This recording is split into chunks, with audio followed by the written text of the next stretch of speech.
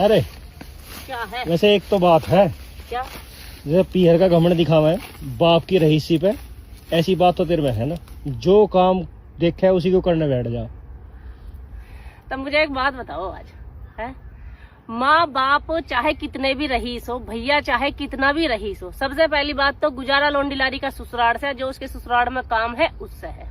और जो ये माँ बाप की रहीसी पे या भैया की रहीसी पे घमंड दिखावे, तो ना तो माँ बाप उम्र पूरी करें ना भैया करे, बस इतना हो सके कभी चले गए छठे चमास तो एक आध जोड़ी लत्ता चाड़ बना दिया किसी ने, इतना ही हो सके।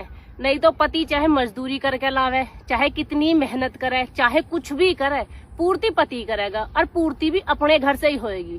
तो इसमें घमंड दिखाने की क्या बात है भाई? पीहर का मेरे पीहर यानी और मेरे पीहर यानी, कभी भी घमंड दिखाना हो ना तो अपने आदमी की मेहनत की कमाई पे दिखाओ, कभी भी माँ बाप के और भैयों के पैसों पे घमंड मत दिखाओ। बाजी कहे मेरे भैया पे इतनी जमीन है, इतनी जमीन है, फलाना है, फिर भैया जोतने बोने को दे देगा, या कभी हारी बीमारी आएगी, दुख तकलीफ होएगी, भैया दे देगा जमीन बेच के। वही तो एक घमंड होता है, उसी को तो कहते हैं घमंड। तो उस बात का घमंडी क्यों करना जो चीज अपनी है ही नहीं? हमें तो इतना पता हमारा आदमी मेहनत से मजदूरी से कमा के ला रहा, उसमें हमारी पूर्ति और उस पर हमें घमंड है।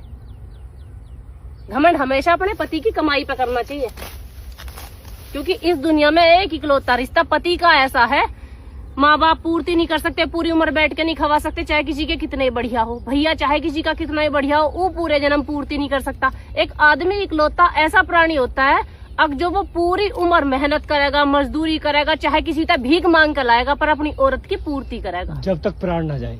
हाँ, जब तक प्राण न जाए जब तक ही करे, आदमी नहीं छोड़ता ऐसे। और जो निखद हो उनकी तो मैं कह नहीं रही, मैं आदमी की बात कर रही हूँ। यूं तो छोड़ कर भग जाओ चाहे कोई एक दिन में।